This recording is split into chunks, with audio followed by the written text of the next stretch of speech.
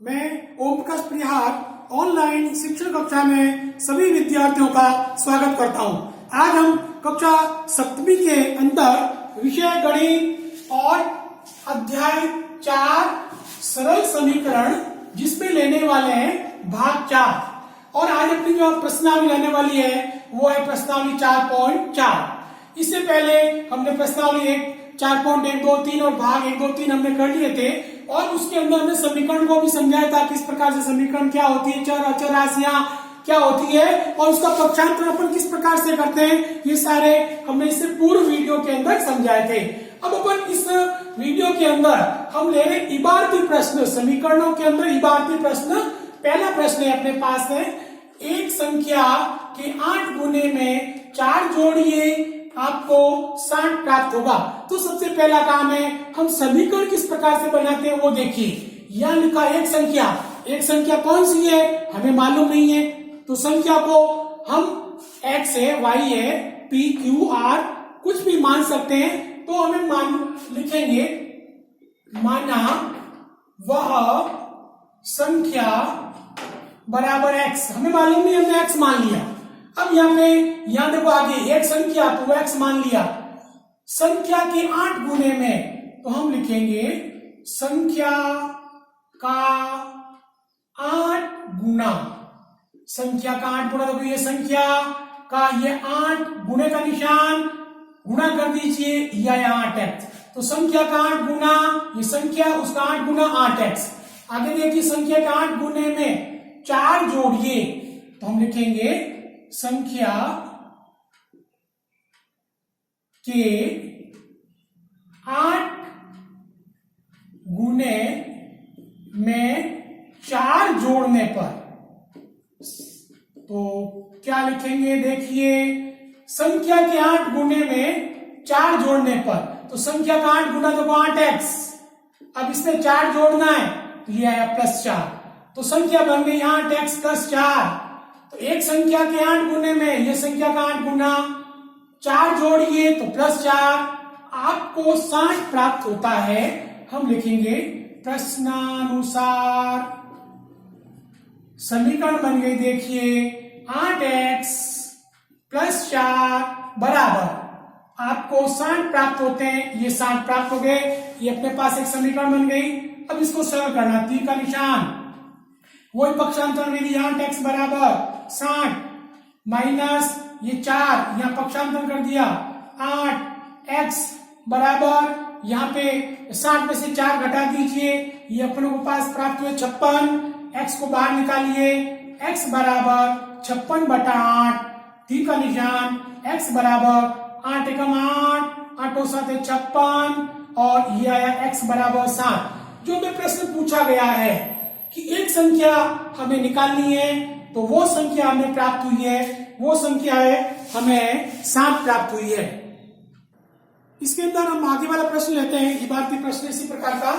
सी वाला, यदि मैं किसी संख्या का 3/4 लेकर इसमें 3 जोड़ दूं तो मुझे 21 प्राप्त होते हैं। तो यहां लिखा किसी संख्या तो वही है, माना वह संख्या बराबर x, संख्या को अपन x मान लेते हैं। किसी संख्या का 3/4 तो हम लिखेंगे संख्या का 3/4। अब देखिए संख्या का 3/4 बराबर 3/4 यानी 3/4 संख्या का, तो ये आ गई संख्या, संख्या का 3/4, 3/4 यानी 3/4, ये x आ गया। अब आगे देखो, देखिए लिखा है इसमें 3 जोड़ दो तो इसमें 3 जोड़ने पर, इसमें 3 जोड़ने पर, अब इसमें 3 जोड़ रही संख्या के अंदर देखो 3 जोड़ने पर 3/4 x + 3, तो ये संख्या क्या बनी 3/4 x + 3। अब आगे देखिए जोड़ दूं तो मुझे 21 प्राप्त होते हैं, तो मैं लिखूंगा प्रश्नानुसार 3/4x + 3/21। तो इस प्रकार से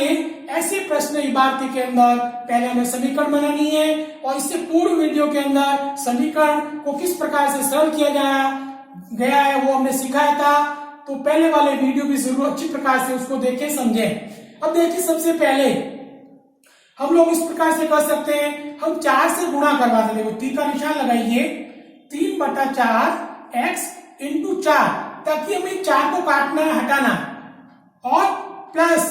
तो अपन लिख भी सकते हैं कि दोनों पक्षों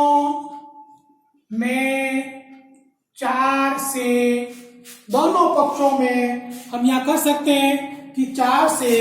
गुणा करने पर, पहले ये लाइन अपन लिखते हैं, दोनों पक्षों में 4 से गुणा करने पर। अब देखिए दोनों पक्ष, एक इधर है एक इधर है, 3/4 इंटू ये 4 प्लस 3 इंटू 4 बराबर 21 इंटू 4, 3 का निशान, ये देखो 4 से 4 कट गया,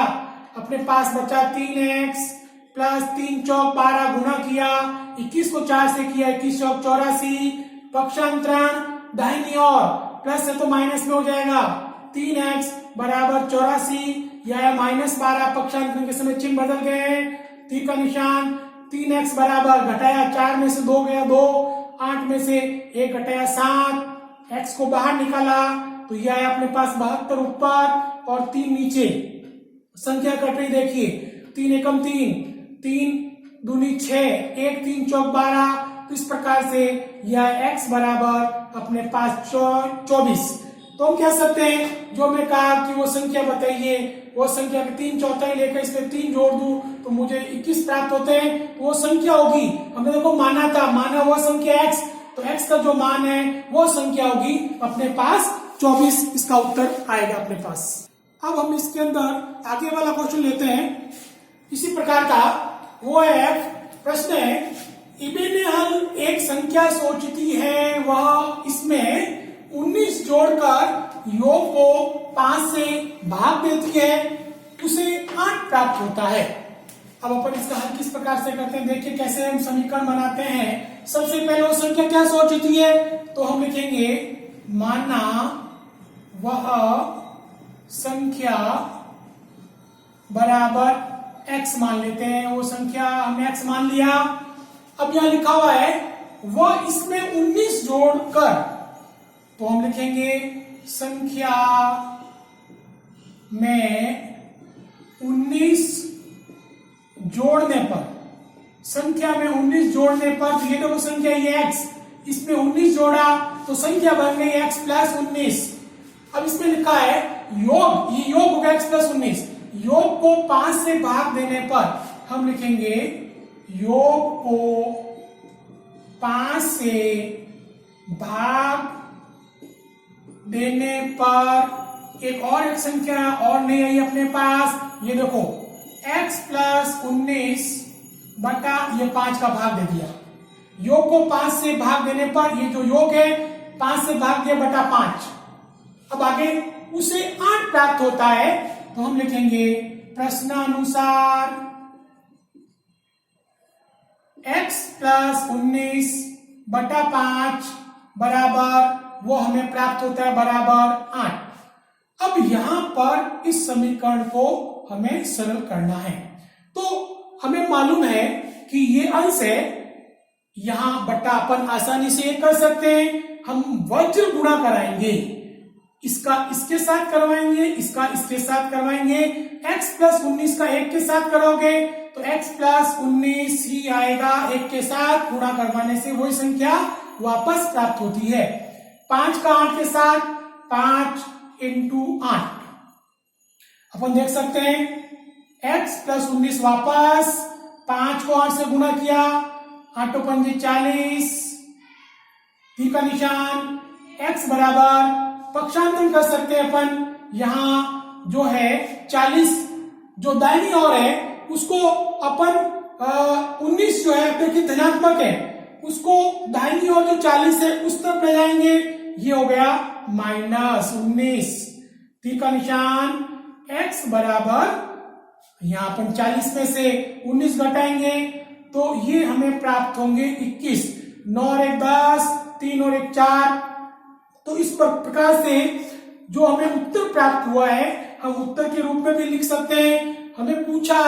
इनेबल एक संख्या सोचती है, तो जो संख्या सोचती है वो संख्या है 21। तो इस प्रकार से ये जो विभाग की जो प्रश्न है विद्यार्थियों, इसका भी हमें अच्छी प्रकार से अभ्यास करना चाहिए।